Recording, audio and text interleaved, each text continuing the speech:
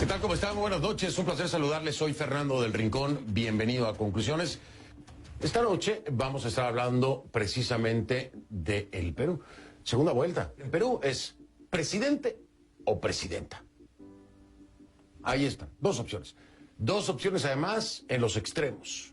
Una en cada lado del espectro político que conocemos. Derecha, izquierda. En efecto. En las dos, dependiendo a quién le pregunte, ¿no? Hay alarmas encendidas. Una es el origen, la hija de el expresidente Fujimori, etcétera. Y el otro, estoy hablándole de Keiko Fujimori, y el otro es Pedro Castillo. Pedro Castillo, entonces extrema izquierda, con unas propuestas que se parecen, según muchos, según analistas, y según la propia historia, no lo podemos negar, a lo que vimos en su momento con Hugo Chávez en Venezuela. Ellos dicen que no es así, que no tiene nada que ver con el chavismo. Pero independientemente de si se parece o no se parece al chavismo, lo cierto es que hay propuestas que son sumamente peligrosas. Sumamente peligrosas.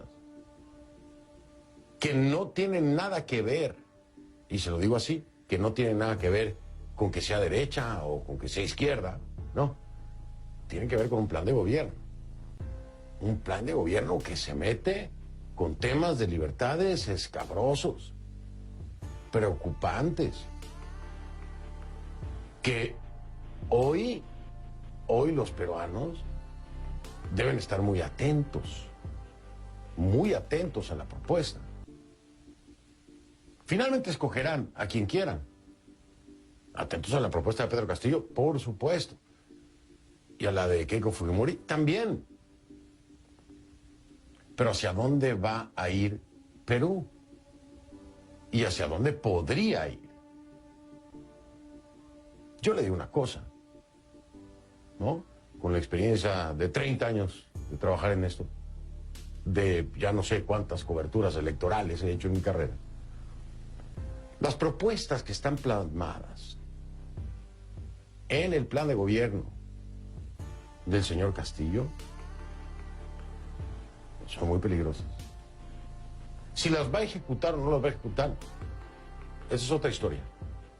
Pero lo que aquí se plantea es peligrosísimo. Que si estoy a favor de uno y en contra del otro, no. Ni a favor de uno ni en contra del otro. Nunca. Nunca podré estar a favor de uno y en contra del otro, porque soy periodista. Mi conciencia me impide estar a favor de un político o de otro. Cuando me toca ejercer mi voto es complicado. En este país, en mi país, es muy complicado.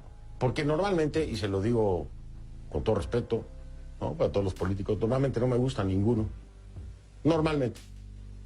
Ni de derecha, ni de izquierda, ni de centro, ni socialdemócrata. Normalmente no me gusta ninguno. Normalmente los políticos no me gustan. Pero eso no impide que como periodista, como analista, lea una propuesta de plan de gobierno y enciendan las alarmas. Usted ya sabe la historia. Perú votó el 11 de abril en primera vuelta de la elección presidencial. No se decidió, no quedó nada escrito en piedra. Y bueno, ahora viene la segunda vuelta en esta encrucijada.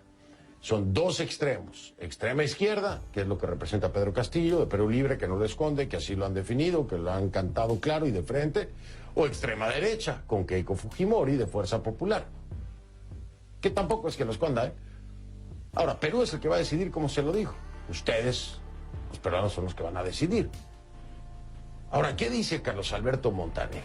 A quien aprecio mucho, respeto mucho, ha estado varias veces en este programa, usted lo ha visto en esta cadena, es reconocido a nivel internacional. Carlos Alberto Montaner es, además de escritor, es analista político de esta cadena.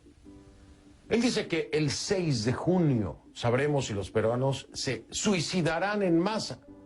Así lo plantea Carlos Alberto. En su opinión, Perú es una sociedad con un pie en la tumba. Y para justificar ese planteamiento da varias razones en un artículo publicado en varios medios de la región. ¿Qué plantea Montaner? Plantea que en Perú el sistema democrático funciona extraordinariamente bien. Las elecciones, dice, son transparentes.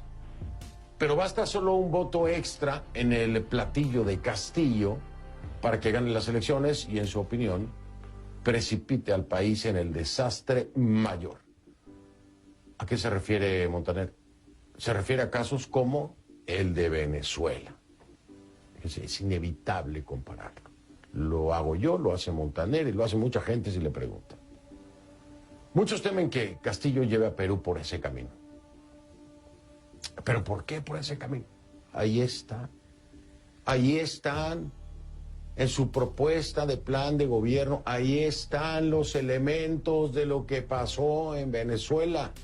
No es que alguien se lo esté inventando, es que si usted revisa la historia venezolana con Hugo Chávez y va paso por paso, etapa por etapa, va a ver que están escritos en esta propuesta de plan de gobierno de Castillo.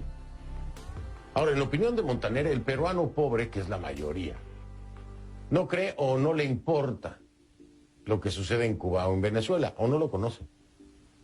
Supone que Perú no es Cuba ni Venezuela. Como Venezuela, ¿se acuerda? Venezuela suponía que no era Cuba. En fin.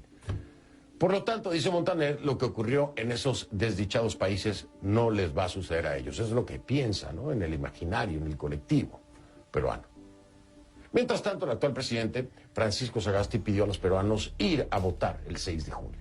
Sagasti viajó este jueves al departamento de Junín, en donde recibió un informe de las Fuerzas Armadas sobre el atentado terrorista que se atribuye, y que así se ha asumido también, a Sendero Luminoso, asumido por parte de las autoridades, por supuesto, en el que murieron 16 personas, asesinaron a 16 personas en la región conocida como el Brain, al sureste de Lima.